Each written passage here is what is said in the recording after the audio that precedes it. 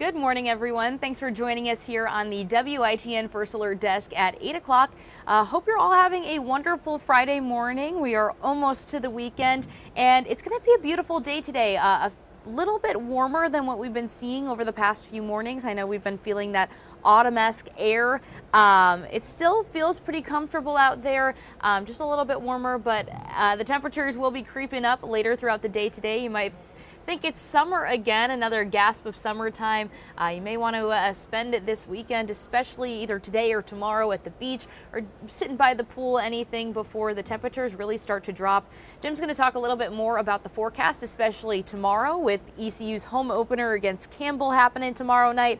Looks like the weather is still looking really nice, just a touch hot. So if you're out tailgating, it's going to be pretty sunny. Just make sure you have your water ready to go.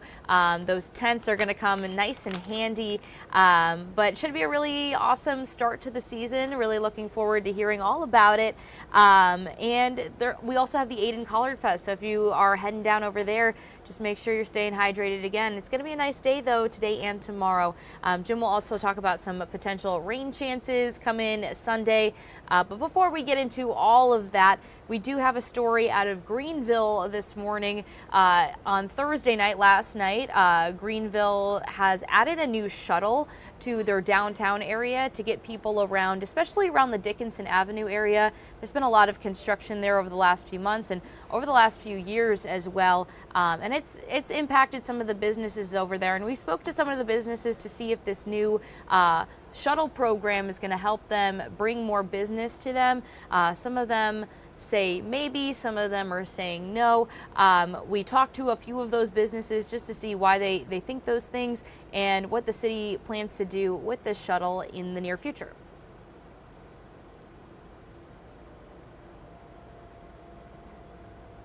What you see here is the newest idea by the city of Greenville to help people access Dickinson Avenue businesses amid all of the construction. It's a free shuttle to give residents rides to shops on Dickinson so they don't have to drive through all the commotion. Strange Bird server Annabelle Dwyer says it's much needed because the road closures impact their foot traffic.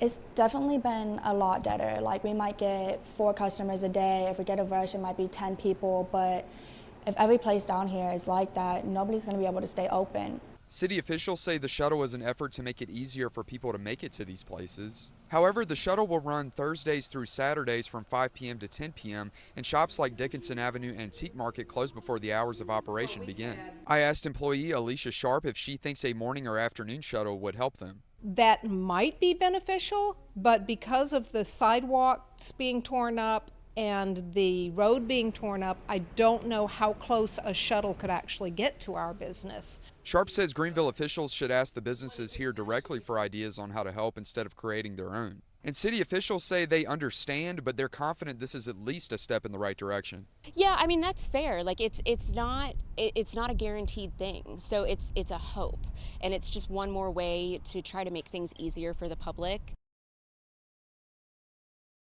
Yeah, I personally think it's a good start for the city of Greenville. I know there are a lot of restaurants in that area that are really feeling the effects. I know a few weeks ago, a friend of mine we actually tried to go to one of the restaurants on Dickinson, and we were trying to, maneuver our way around, and it was pretty difficult. And we had to walk over a few of the construction areas, tried to get around with some of the detours.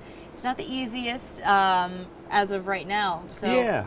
I certainly, if I'm a business, I'm like, oh great, they're going to do a shuttle. Yeah. And it was at least one way for some of the people that might have issues otherwise to get to this area. So yeah, I mean, to me, it's all positive. Right. But I don't have a business down there, so I can't look at every aspect of it. And this is just while the construction's going on, right? Yes. This is a temporary thing while they. So this will be Thursdays through Saturdays, and also 5 to 10 p.m. are the hours right now. So I think what the businesses are saying now, especially those that are open during the daytime, they feel like, oh, well, I close at 5 p.m. So how is that going to impact, or how is that going to help? So they'd like to see it during the day as well. Yeah. So I think that's what they're kind of raising as well. And I think the city of Greenville is also open to expanding their hours, just trying to see how many people are using this shuttle in the meantime. Gotcha. Yeah, so it's kind of a little experiment, see what they do with absolutely. it. Yeah, absolutely. Okay. Right. Well, I can tell you the roads are fine for driving this morning, whether you're in a shuttle, riding in a shuttle, or driving your car. Dry roads, no fog, no rain,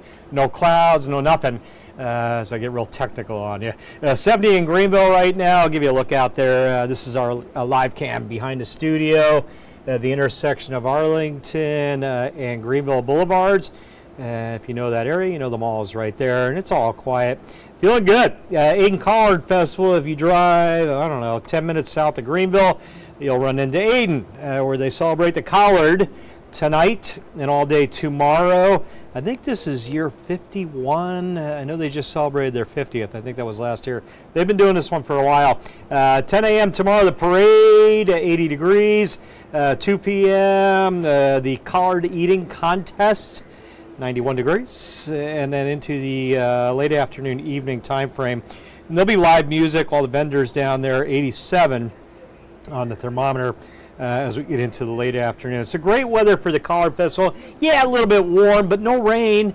Mostly sunny skies. Same applies for the Pirate game. No worries tomorrow if you're going to be out tailgating. Low 90s, mostly sunny skies. Just got an update on our tropical system. No changes.